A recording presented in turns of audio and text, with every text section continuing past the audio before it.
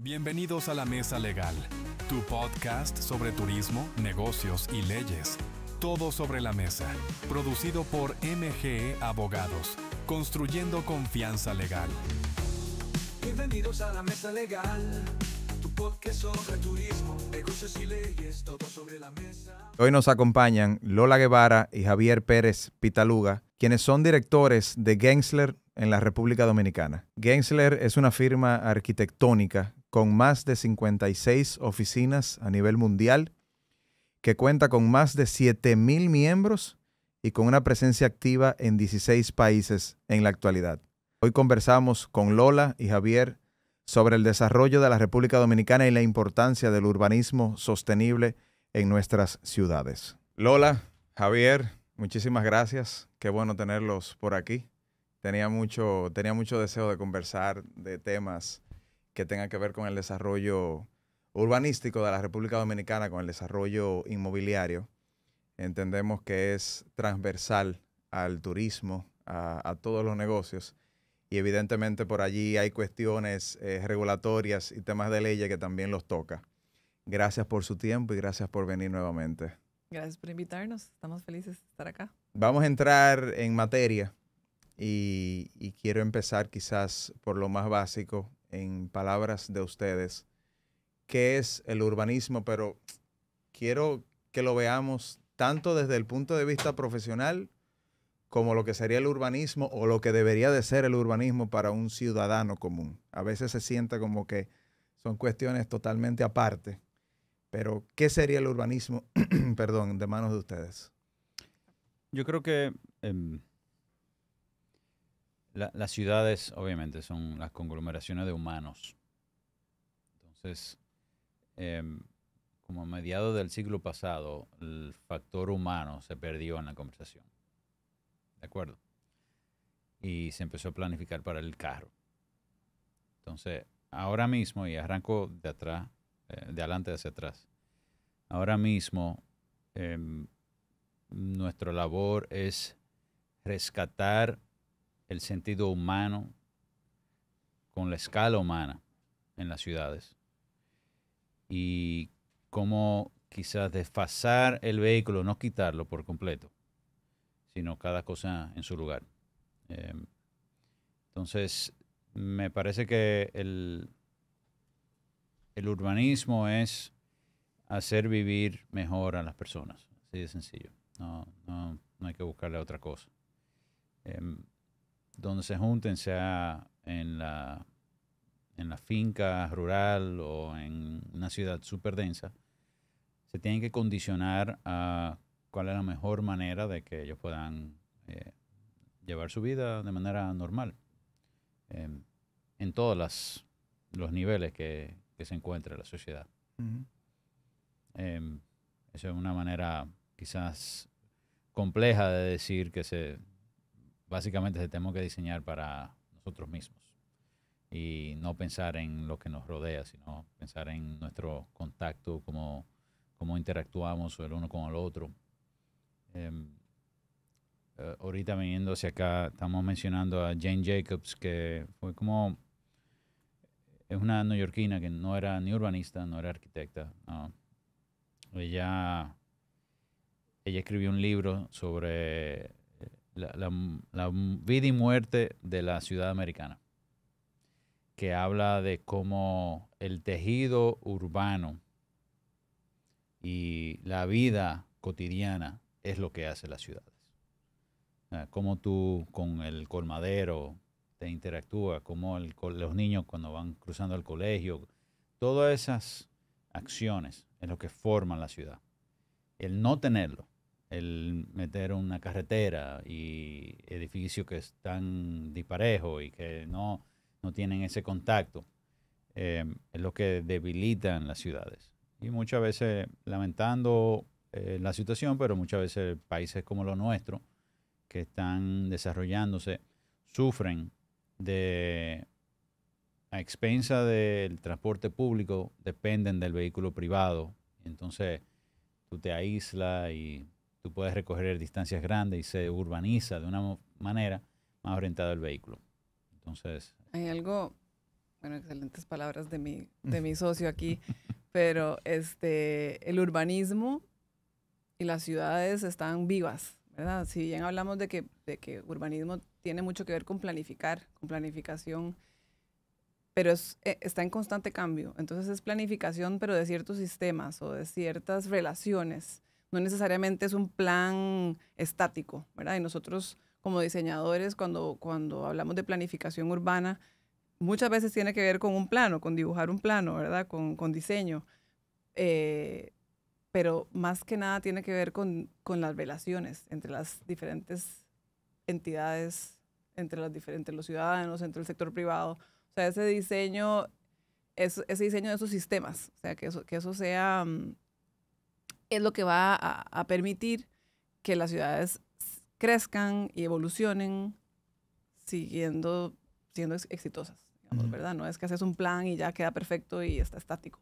Javier, a mí me pareció tan interesante ese detalle que dices, que quizás el urbanismo hoy debe de concentrarse en la persona y no tanto quizás, mencionaste el ejemplo del vehículo. Eso se habrá producido en los últimos años, producto del capitalismo, nosotros concentrándonos en el desarrollo económico per se y no solamente pensar en la persona, tratando de filosofar un poquito. Sí. No, perfecto. El modelo norteamericano fue el que marcó realmente la hegemonía del vehículo. No era necesario recorrer esas grandes distancias.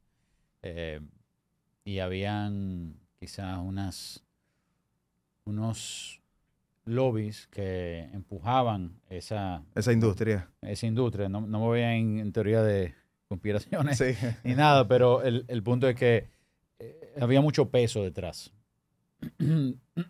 perdón, de los vehículos. Uh-huh. Y como mencioné ahorita, los transportes públicos masivos Uh-huh. son costosos. Okay, muy costosos. Y en ciudades y países como los nuestros se hacía casi prohibitivo meterse a construir un metro. Uh-huh. Yo no me imagino un metro en Santo Domingo en los 60, en los 80 o en los 70. No me lo imagino. Uh-huh. Habían otras prioridades. Había que resolver la hambruna. Había que resolver el analfabetismo. Había problemas serios que resolver antes de la incomodidad Uh-huh. de la cercanía. Y la planificación estaba en su infancia aquí en el país. No en su infancia, perdón. Se había olvidado, porque la ciudad obantina sí fue planificada. Uh-huh. Pero creo que se medía más por la corriente económica que cursaba el país en el momento. Entonces, para volver un poco para atrás, en todo el mundo se proliferó el uso del automóvil. Se idealizó un poco, ¿no? Sí. O sea, hubo una etapa de idealización. Sí, porque es un nivel de independencia que no se consigue con ningún otro medio de transporte. Sí, y pasó rápido el tema de la utilidad, el tema del estatus. Y se volvió económico. Y se volvió económico. O sea, tú compraste un vehículo, porque las grandes potencias industriales entendían la manera de abaratar los costos de un vehículo para que todo el mundo lo pueda comprar. Uh-huh. Entonces, de repente, era una buena manera de obtener ese recurso. Que no era exclusivo para las personas que tienen. De repente el Model T se hizo famoso porque se pudo hacer asequible. Pero como iba diciendo, Holanda, por ejemplo, Rusia, o sea, Bélgica, todas esas ciudades se volvieron car-centric, Uh-huh. o sea, centrado en el vehículo. Pero en los 80, en los 90, empezaron a darse cuenta del error que habían cometido. Y a ellos todavía le da trabajo. Revertir todo. Todo eso. Porque las inversiones públicas en método de transporte privado es más económica que el masivo. Hacer un riel de tren cuesta menos que una carretera. El vagón de tren cuesta más que el público compre su propio carro. Ujú. Tú estás poniendo el camino, que muchas veces, en el caso de Europa, tenía ya 2000 años haberse hecho ese trayecto Ujú. con los romanos. Pero esa reversión fue lento, ha sido lento, y ha sido con mucho esfuerzo de gremios como el nuestro, de arquitectura y urbanismo, que empujan a que precisamente se vuelva más humana la ciudad. Y quiero resaltar un ejemplo, luego menciono uno latinoamericano, pero un ejemplo bueno, que es el París, que París está sacando sistemáticamente, está sacando los vehículos de su trama urbana y está volviendo la ciudad más caminable. Y de repente la ciudad cogió otra vida. Era a finales de los 90, principios de los 2000, era una ciudad que estaba dominada por el vehículo, era realmente agresiva, y la alcaldesa Hidalgo quizá apostó por hacer una ciudad más verde, más concentrada en que el peatón y el humano tenga relación directa, que interactúen. Ujú. Los museos son más exitosos, las tiendas son más exitosas, la gente está más contenta, hay menos sucio en el ambiente, hay menos smog, menos hollín. Sí. O sea, hay un sinnúmero de beneficios directos de haber hecho eso. Ellos lo están gozando. Mm. Incluso los parqueos lo están tapando. O sea, la alcaldía, la misma alcaldía de París, tiene lo que era un parqueo sólido en su frente, lo volvieron un parque. Y ellos están viendo los beneficios de eso. Y no es la única ciudad. Bogotá gozó también en algún momento, porque vuelve a deteriorarse dependiendo del parque vehicular y su crecimiento. Pero gozó un momento con el Transmilenio, un sistema de transporte eficiente y efectivo, Ujú. y que su gente pudo disfrutar. Entonces sí hay ejemplos que se han logrado muy bien. Y debo destacar que somos muy afortunados en Santo Domingo de contar con un metro. Y para mí, y Lola coincide, estoy seguro, que un sistema de transporte masivo como el metro es la mejor herramienta para acercar la ciudad, para hacerla más humana. Que necesitamos más líneas, definitivamente, y líneas complementarias que no tienen que ser de metro. Que sean, ¿cómo se llama? Tranvías. Tranvía, por supuesto, pero Teleféricos. teleféricos, Carriles exclusivos. autobuses, vías de bicicleta. O sea, no hay una solución que es la panacea de... Que sea la definitiva. No la hay. Sí. Y cada Ay. ciudad va a ser diferente, ¿no? Correcto. Cada ciudad tiene requerimientos diferentes y no hay una fórmula mágica. Lola, todos esos elementos que va mencionando Javier me llevan a preguntarme y entonces ver un poquito por allí cosas. ¿Cuáles serían esas cuestiones que necesita un país para que ese desarrollo, digamos, sea sostenible en el tiempo? Pudieran haber como diferentes elementos que de manera complementaria uno con el otro se tornan necesarias, pero ¿cuáles serían, teniendo en cuenta tu gran visión sobre el tema de la arquitectura y sobre el tema del desarrollo en diferentes países, lo que acá en República Dominicana se necesitaría tomar muy en cuenta para nosotros poder proyectarnos a un desarrollo sostenible? Ahora venía comentando con Javi que para mí Santo Domingo tiene ya cierto camino recorrido porque hay cierta infraestructura que ya está hecha, o sea, los anchos de las vías, Ujú. cierta densidad que ya hay en la ciudad de Santo Domingo, parques, ciudades, propiedades que han sido ya alocadas a parques que son importantes, ¿verdad? Que son de buen tamaño. Ya hay un montón de camino recorrido que es esa planificación inicial, tal vez de una ciudad que ya Santo Domingo lo tiene y que también uno lo va viendo, por ejemplo, en Santiago, que también hay cierto orden y cierto planeamiento. Entonces, primero, ese plan inicial, ¿no? Esa trama o ese plan inicial de grandes gestos o grandes factores. algo súper importante que lo veníamos conversando es que pasa en nuestros países latinoamericanos, la situación de que cada gobierno tiene un plan diferente, ¿no? Entonces, poder crear un comité o un grupo o algo que sea resistente a eso, que tenga los intereses de la ciudad como prioridad.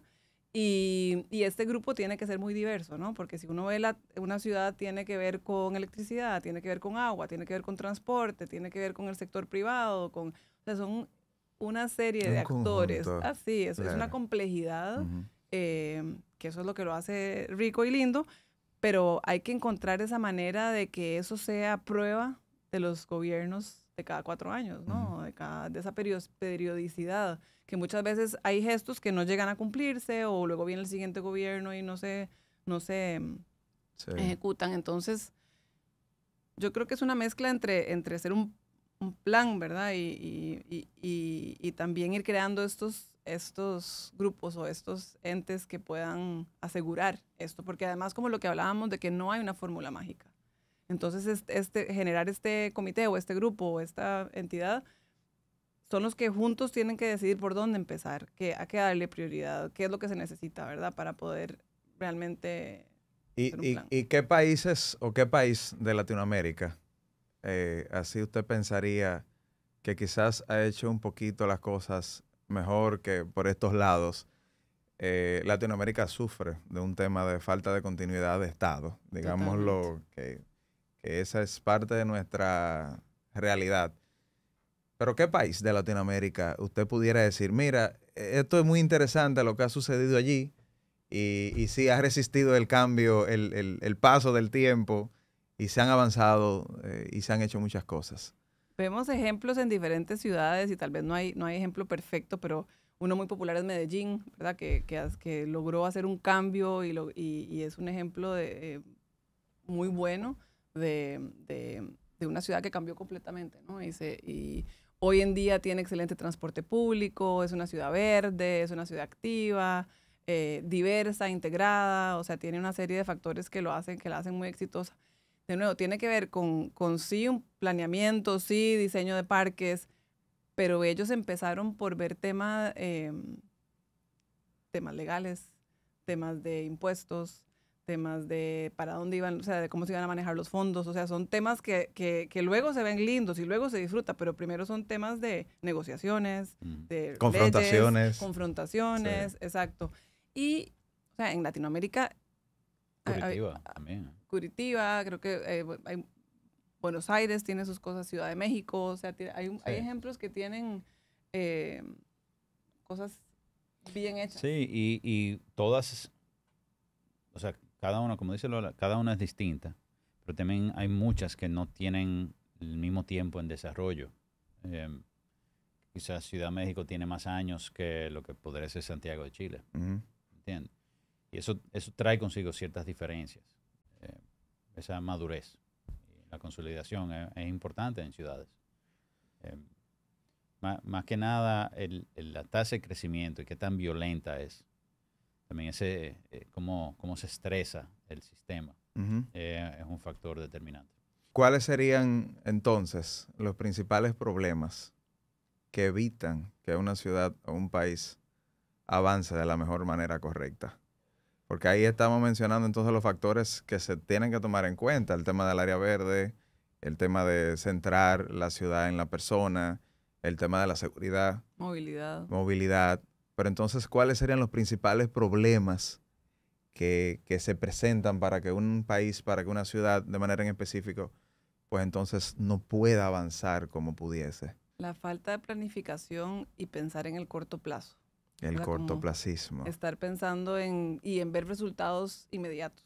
O sea, ¿verdad? Entender que las movidas que van a hacer un efecto realmente de impacto van a ser a largo plazo. No lo vas a ver en 4 años, no lo vas a ver en 3 años. 15 años mínimo. O sea, no hay estrategias urbanas que duran 4 años. No la hay. Y eso, lo primero que tienen que entender eso son los alcaldes que llegan.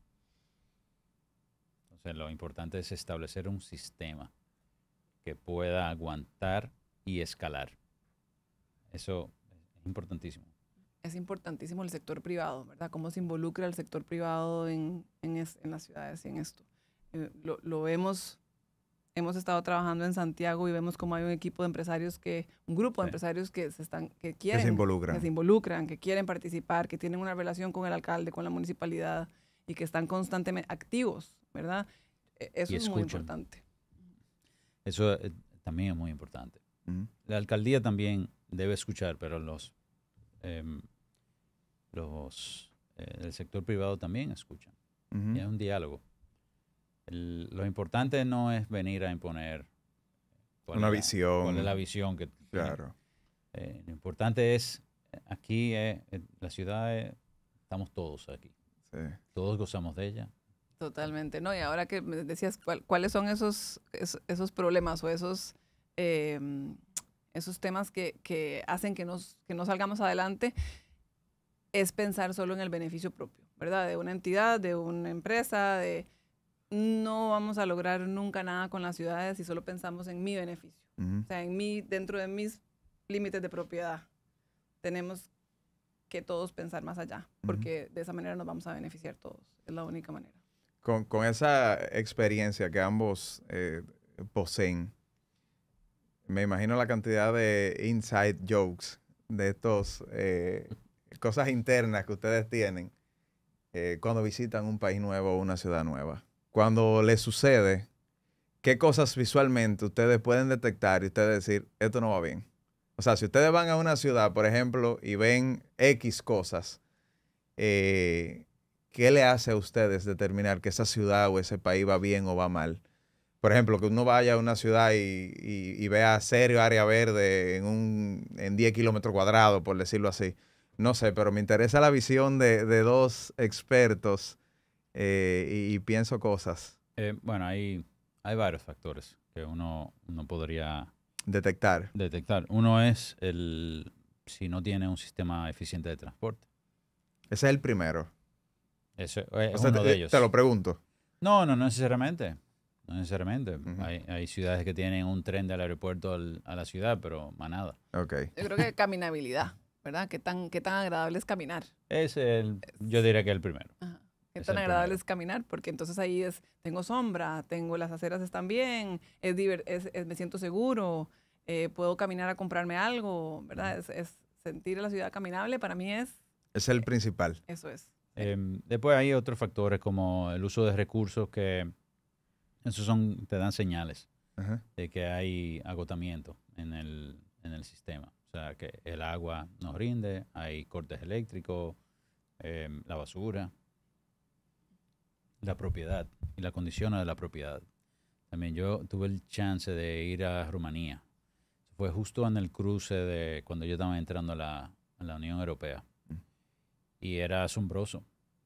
Primero, era el único otro país que aplaudieron cuando aterrizaba el avión. De que al fin conocí otra nacionalidad que lo hace. Yo estaba como que, ¿dónde que estoy? O sea, pero el punto es que ahí vi, primero tienen un patrimonio arquitectónico asombroso, porque tuvo, dentro de la pobreza que vivió Rumanía, tuvo un dictador que era muy concentrado en Bucarest y invertía en Bucarest en ciertas cosas, ¿verdad? Entonces, había un patrimonio importante arquitectónico, pero todo lo otro decaído.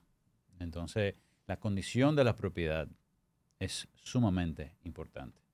Y eso te dice, literalmente, hay un tema aquí de, ¿cómo se dice? Ownership, de sentir lo propio, sentido de pertenencia. Sentido de pertenencia. Correcto. Exactamente.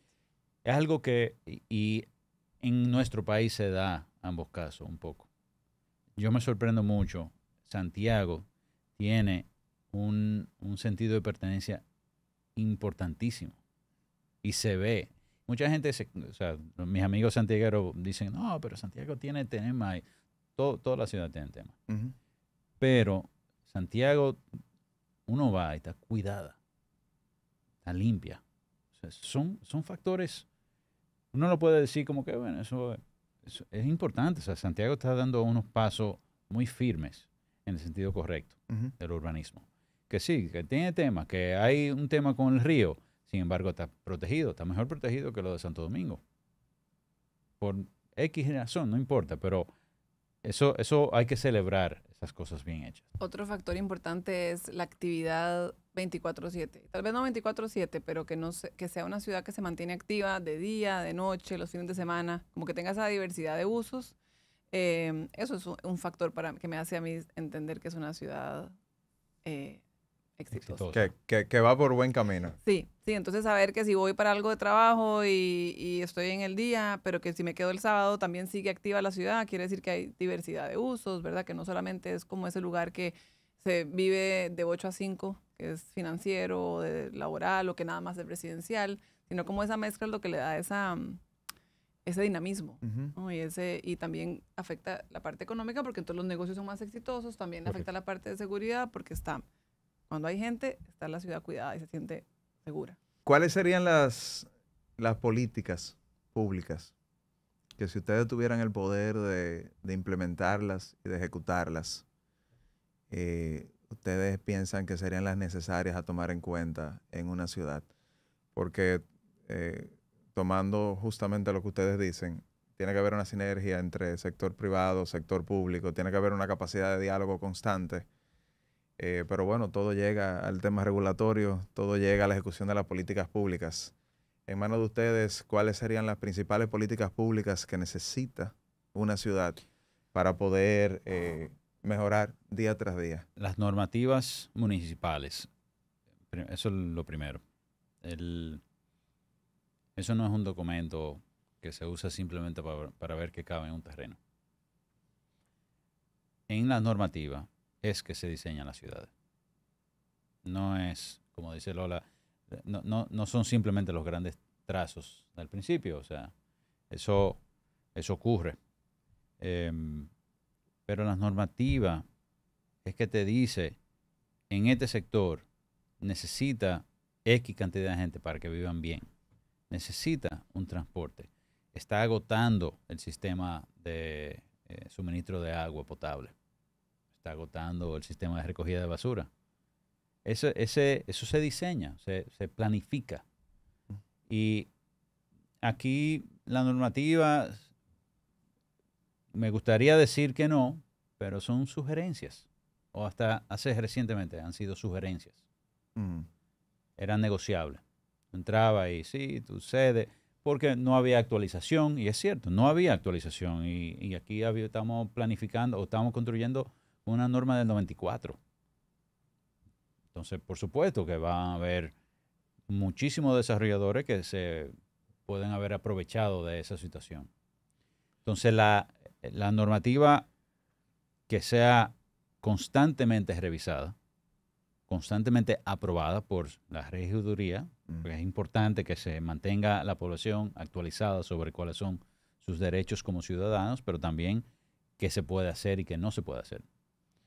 Entonces, eso para mí es el primer y más importante factor de la planificación de las ciudades. Luego, es la condición de participante, de cómo tú participas en tu ciudad, cómo tú eres doliente. Esos son dos factores. Uno es el público y otro es el privado, pero ya desde el punto de vista más personal. Cada persona, el individuo, tiene que proteger su ciudad, tiene que empujar a qué se está haciendo. ¿Ustedes creen que hay una conciencia ciudadana de aquí del dominicano de pertenecer, de cuidar? Bueno, yo acabo de mencionar Santiago, por supuesto que sí que la hay. Sí. Y en Santo Domingo, la Junta de Vecinas está empujando a que sean más estrictas las normas, quizás más estrictas de lo necesario, simplemente porque ha habido un abuso. ¿Entiendes? Ajá. Y la Junta de Vecinas son eso mismo, una junta de personas Claro. que están preocupadas por su ciudad. Ujú. Y puede ser que yo como arquitecto no esté de acuerdo con alguna de las políticas que ellos están impulsando, pero para eso es el diálogo. Ujú. Yo he sido parte de ese diálogo, o sea que soy también consciente de que ellos están intentando hablar con el sector privado. Ujú. Entonces, hay mucha gente que lo están haciendo, están participando, pero esos son muy pocos. Sí. O sea, es importante, o sea, y es cierto. Yo tengo un amigo que dice, arquitecto también, él tiene un lema que dice, ¿por dónde caminaremos? ¿Por dónde caminamos? Algo así. Y él se lo pasa tomando fotos de las dificultades de las personas cruzando la acera. Entonces, cada rato sube el papá con la niña y tiene el pote de luz, la basura, y que no se puede cruzar por la acera. O un taller. Exacto, exacto. Un soldador ahí. Claro. Pero es cierto. Sí. Y es ese nivel de compromiso y de preocupación, ojalá todos tuviéramos eso. Ujú. Fuese otra la ciudad. Lola, y para ti, ¿qué reto es nosotros tener un país tan fragmentado políticamente, con tantos municipios, tantas provincias, en un país que geográficamente es pequeño? Entonces, ahora uno se pregunta, ¿cómo puede uno ejecutar una política pública, quizás que tenga algún común denominador a nivel nacional, pero tenemos el tema de que la municipalidad es la que manda? Esto son dos monstruos que tenemos de frente, y cómo pudiéramos nosotros, buscarle una salida, buscarle un intermedio, porque la verdad que es un reto, ¿cuál sería tu visión de qué se pudiera hacer allí? Bueno, yo no soy política, pero puedo pensar en varios ejemplos. No, pero no, su opinión no la queremos que sea la política, sí, sino no. la experta. Sí.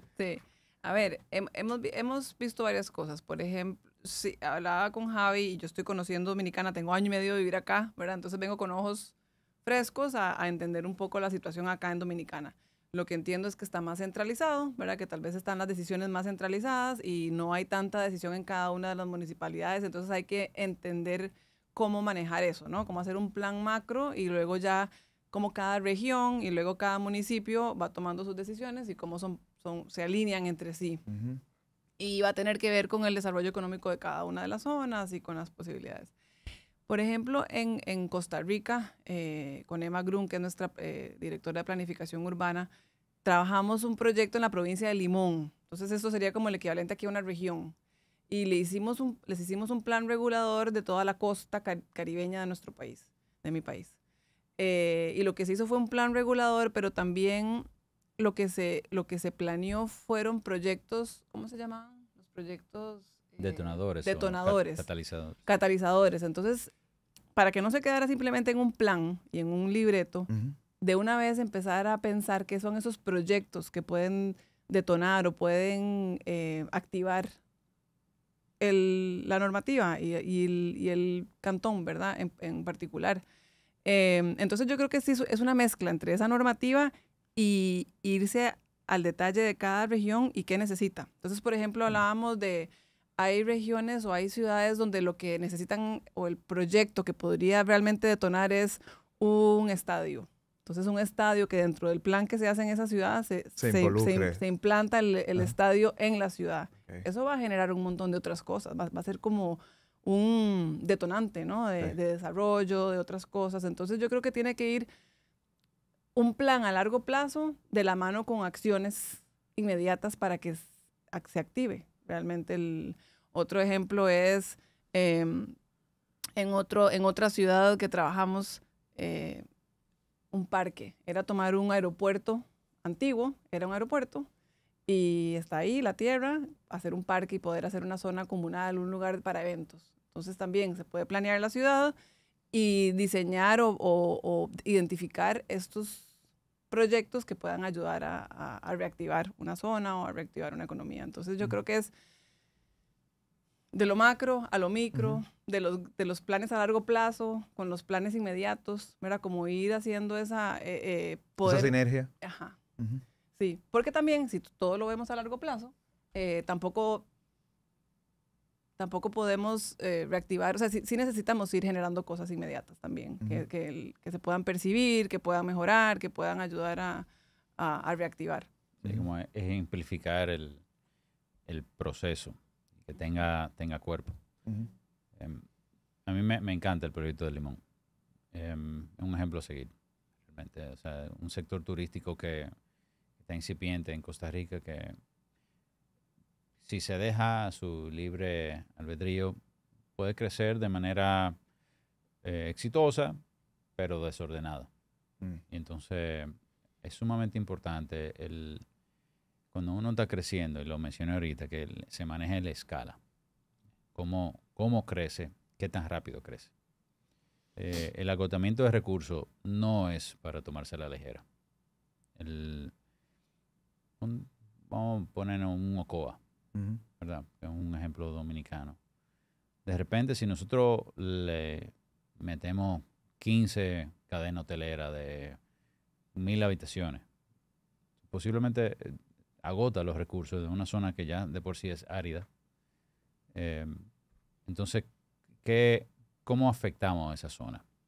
Y yo creo que parte de los controles y los POT, los planes de ordenamiento territoriales turístico que crea turismo, es precisamente tratar de mitigar ese tipo de explotación. Y esto que mencionas es importantísimo porque esos pueblos turísticos, ¿verdad? Que tienen este recurso espectacular, que sea una playa, la naturaleza y que atrae estos proyectos hoteleros. Para un proyecto hotelero, una de las cosas más importantes es la atención y el recurso humano, ¿verdad? Y quiénes van a ser esas personas que van a atender a los turistas. Y esas personas, para que hagan bien su trabajo, tienen que estar bien, tienen que tener una buena vida, tienen que estar saludables, tienen que, ojalá, no vivir demasiado lejos. Entonces, es inclusive todos estos desarrollos turísticos, a ellos les interesa que haya de la mano un desarrollo urbano saludable, donde no solamente pueda vivir los turistas o la gente de alto poder adquisitivo, sino que la fuerza laboral tenga una buena vida. Ustedes se me adelantaron a la siguiente pregunta, pero qué bueno que ya, Bueno, ya estamos dentro. Estamos sincronizados. Que es el tema del turismo.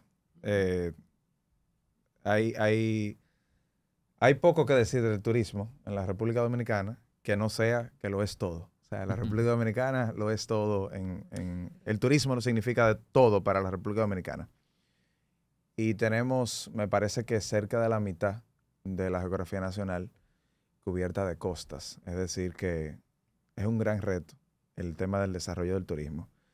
¿Cómo va el turismo en materia urbanística y en materia de desarrollo en sentido general? Porque eso sí que es un gran reto con el tema del medio ambiente, con el tema de la sostenibilidad, y muy delicado. Hay dos factores principales de ese sector. Primero es la experiencia del turista, que ellos están buscando. Ya está cambiando a lo que se denomina sol y playa. Y ahora, que era el modelo tradicional. Sí, y no va a dejar de serlo. Y va a seguir siéndolo, ¿eh? Correcto. Hay que ser realista con eso. Va a seguir siendo. Sin embargo, hay un factor urbano y social que cada vez toma más importancia con el turista. De qué ellos conocen, cómo son la gente que ellos, con quién se encuentran. Y es... para sumar algo ahí, el turismo cada vez pide más, porque vengo llegando de Curazao de una convención de turismo, una conferencia de turismo en el Caribe. Y cada vez más el turista busca experiencias auténticas. Sí. O sea, si voy a Puerto Plata, quiero conocer Puerto Plata y que me atienda gente de Puerto Plata y que comen en Puerto Plata, ¿verdad? Como que cada vez más buscan una experiencia auténtica con los estándares de la marca que me gusta pero si quiero conectarme con el lugar donde voy. Entonces cada vez es más importante. Y es una oportunidad de oro, porque de repente se puede consolidar inversión privada para mejorar entornos urbanos turísticos. Eso es un factor. El otro factor es los recursos y cómo se manejan. La pobre planificación puede detonar una zona que se vuelva un catástrofe o que no se planifique correctamente y se inunde, por ejemplo. Hemos tenido mucha suerte en este país con el tema de huracanes. Yo creo que... ¿Cuál fue el último grande? Tu memoria. Debió de pasar hace más de 25 o 30 años. Nosotros somos unos cheposos en buen dominicano. Sí. Sí. Entonces, de repente, nosotros no sabemos cómo un María que azotó a Puerto Rico, y nosotros viendo de aquí, el vecino, hasta aquí con agua, sin energía, cómo ellos al día de hoy tienen temas. A nosotros no pueden devolver esos 12 millones, de repente pueden volverse 6. Bueno, y Jamaica tuvo uno un más evento reciente. recientemente delicado. Totalmente. Entonces, de repente, o sea, él no es que nosotros diseñamos para que sean exentos de un huracán o algo, sino tenemos que estar pensando en la resiliencia de estos polos turísticos y cómo mejor manejar los recursos, cómo ser más resistentes a factores climáticos. Entonces, esas son dos cosas que para mí son, lo mencionaste al principio, son como transversales. Ujú. Y no pueden ser más importantes. Porque toca con lo social, con las personas que viven ahí, cómo el turista interactúa con ellos, pero también cómo todos cohabitan. Que asimismo nosotros recibimos 12 millones de habitantes, de turistas este año, o vamos a recibir, todavía no hemos llegado. Que es un logro y hay que salir a la calle a celebrar. ¿Y cuántos somos nosotros, dominicanos? 11. Exacto. O sea, estamos duplicando en un año la población, aunque no es al mismo tiempo, pero estamos duplicando a la población que cohabita en la isla. Y hay oportunidades de crecimiento, hay oportunidades de aprendizaje, pero también para mí lo más importante es que el sector privado y el sector público aprovechen la coyuntura. O sea, esto genera una fuerza que quizá, aunque está lento ahora, Pedernal y Cabo Rojo, esa zona, donde tú ves que está el sector privado y el sector público empujando hacia el desarrollo de una zona, precisamente tratando de canalizar esos esfuerzos. Entonces, que va a crecer con ciertos problemas, sí puede ser. Pero lo más importante es que crezca con una mirada resiliente a factores climáticos y sociales. Y eso garantiza el éxito. Sí, hemos visto proyectos nosotros que se vienen abajo porque una comunidad no lo acepta. Yeah. Por ejemplo, tal vez aquí en Dominicana no, pero en otros países. Entonces, sí, como lo mencionas, es el clima, pero también lo social. Y cada vez más los proyectos a los que entramos, cada vez más entramos en etapas tempranas para poder hacer proyectos realmente integrados con la comunidad, con el entorno en el que se encuentran. Yo creo que de nuevo tiene que ver con la planificación también y con también conocer a los vecinos. Cada vez más vemos, no sé, si yo soy Sandals y está el Marriott y está el otro, hablarse entre ellos, ¿no? Y ver, bueno, cómo ayudamos a esta comunidad, cómo unimos esfuerzos, verse más allá de los límites de mi propiedad. Ese involucramiento del sector privado, específicamente en materia de sostenibilidad, ¿cómo ustedes la valoran? Quizás ha existido un cambio de mentalidad en los últimos años, pero ¿cuál es su valoración de lo que hoy el sector privado aporta o no a que la sostenibilidad sea una realidad hoy en la República Dominicana? Yo creo que hace poco en Latinoamérica eso era como mala palabra, ¿verdad? Era como decir, Ni se no, entendía. yo no quiero, sí, eso es más caro, eso me va a salir más caro el proyecto. Se está también hablando mucho de regeneración, me parece. Sí, claro que regeneración significa, sí, regeneración es que un proyecto en vez de tomar recursos, devuelve. O sea, que está en positivo el sistema, ¿verdad?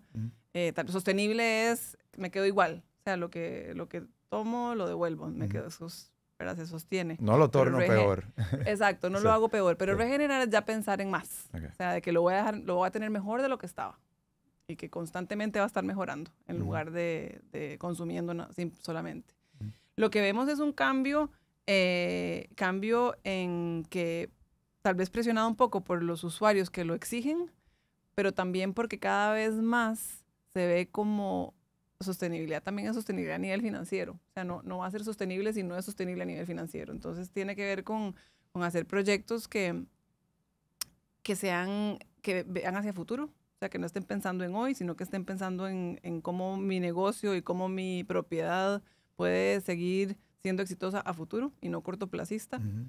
Entonces, cada vez más vemos que se vuelve necesario, ¿no? Que se vuelve, que lo están Lo están demandando. demandando. Las marcas lo demandan. Las marcas lo demandan, las comunidades lo demandan, los usuarios lo demandan. Entonces, es como ya se vuelve un commodity. Ya no es algo adicional o algo extra que ofrezco. Sí, tienes que ofrecerlo ya de por sí. Hay algo que quizás va un poco en línea con lo de regeneración y es de utilizar quizás proyectos que ya existen. Ujú. No hay mayor sostenibilidad que utilizar algo que ya está construido y no botarlo, ¿verdad? Entonces, yo creo que nosotros somos muy afortunados de nuevo con la cantidad de inmuebles que tenemos que están en funcionamiento, pero quizás se tienen que actualizar. Y eso es algo que nosotros como firma hemos visto un resurgimiento y que se han logrado cosas muy efectivas desde el punto de vista financiero. Más que nada por tiempo. El tiempo que te tarda construir contra el tiempo que te tarda adecuar. Son dos cosas muy distintas en tiempo. 4 o 5 años contra 2.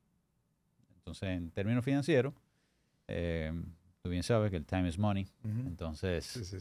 se reduce eso, tu retorno viene un poco más rápido y entonces hace sentido. Pero digo, no siempre se puede dar el caso de que sea retomado y se tiene que hacer nuevo y se hace con Una buena alternativa, sí. Sí. Algo importante con la sostenibilidad es que entre más temprano se toma en cuenta, más se integra en la estrategia o el desarrollo del proyecto y menos significa un costo adicional, ¿verdad? Porque tal vez cuando empezó a entrar como esta presión de hacer proyectos sostenibles, a veces entraba en un momento tarde, donde ya entonces lo que había que hacer era agregarle cosas o ponerle paneles solares o ponerle, ¿verdad? Entonces era un adicional. En cambio, si se toma un afterthought, que más bien sale más caro, exacto. Sí. Entonces, más bien, si se toma en cuenta desde el principio, no necesariamente tiene que ser más caro. Y algo muy importante es que tiene que estar, es muy específico de cada proyecto, de cada lugar, va a ser diferente, no es igual una receta que se puede replicar en todos los proyectos, ¿no? Va a ser algo muy específico de cada situación. Del 1 al 10, República Dominicana, ¿cómo va en materia urbanística? A ojo de buen cubero, para decirlo así, sin necesidad de quizás... No hay que... términos generales, 7. Un 7. Sí, hay mucha gente que yo voy a estar recibiendo mensajes. Javier, 7, no era un 3. No, 7. Javier es un optimista. Qué bueno. Eso es cierto. No, el tema digo 7 por las siguientes razones. Hemos podido crecer. O sea, yo veo acciones positivas en ciudades como Santiago. Intentos de masificar el transporte. Aunque sean intentos. Yo me gusta pensar de que en unos años Santo Domingo va a tener un sistema de transporte colectivo eficiente, o quizá no va a pedir tanto, un sistema de transporte colectivo que sirva a la mayor parte de la población y aligere la dependencia del vehículo privado. Y si nosotros como Santo Domingo ofrece el ejemplo, entonces las demás ciudades y pueblos van a seguir los pasos. A mí me encanta cómo Santiago ha transformado el sistema de transporte. A mí me encanta que no es exclusivamente del sector público que lo está empujando. Entonces, en términos urbanos, me fui mucho en transporte porque para mí es neurálgico. Uno de los factores O más sea, importantes. Para mí, Sí. y es de lo que más nos está afectando, porque o sea, Sí, claro. o sea, estamos deficientes en tiempo, estamos deficientes en llegar. Cada quien dura demasiado en llegar a calidad de vida, que le Vale. quita también Correcto. a uno. Pero si yo voy al Ceibo, por ejemplo, el Ceibo, el centro tiene su parque y tiene la intención y está cerca de la escuela y yo voy ponte tú, a Baní, o sea, ahí cada pueblo tiene ha logrado identificar, bueno, esto es importante para nosotros. Y lo ha conservado. Sí, en gran medida sí. Hay casos que Claro. no, Claro. pero en gran medida sí. Puerto Plata es un ejemplo magnífico de cómo la buena intención y conocer para qué, cuál es su naturaleza, o sea, cuál es mi vocación. mi vocación. Sí. O sea, ese corredor comercial de Puerto Plata es bellísimo. Y cómo integró la puntilla y de repente uno ve que aquí sí hay conciencia urbana. Lamentablemente, se tiene que mitigar muchos otros factores que afectan en la seguridad, la limpieza, y no solamente limpieza de basura, sino también visual y acústica. Entonces, todos esos factores yo creo que sí hay cosas que se tienen que arreglar, por supuesto. Pero, óyeme, tenemos que estar agradecidos. Creo que vamos por buen camino. Puede ser que duremos mucho. Está bien, duremos mucho, pero que se logre. Mira a nuestro vecino. ¿Sabes que Haití, y se lo hice el comentario el otro día a un amigo, Haití tiene más costa que nosotros?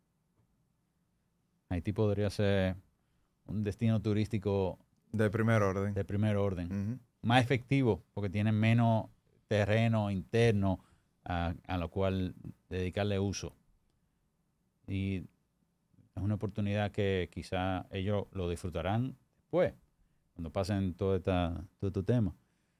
Pero eso es una oportunidad también de nosotros, de ser buen vecino.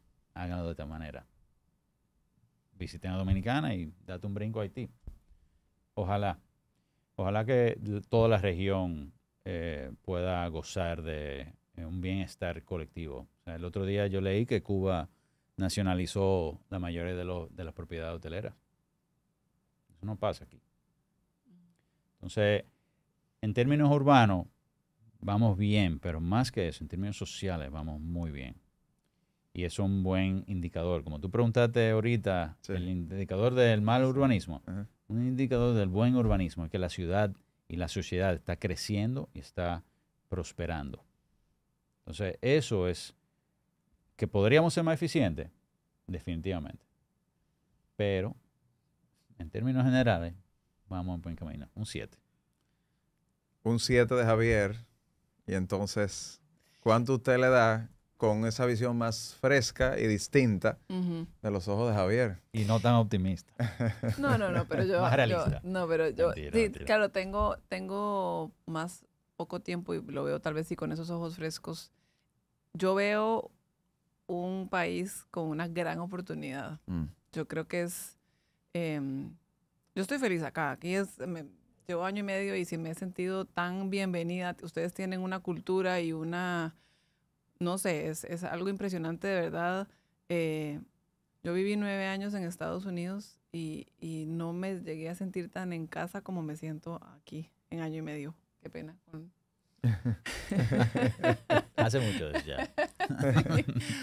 No sé, tal vez por el momento en mi vida aquí en el que estaba o la ciudad en la que viví en Estados Unidos, pero aquí realmente ustedes tienen algo muy especial.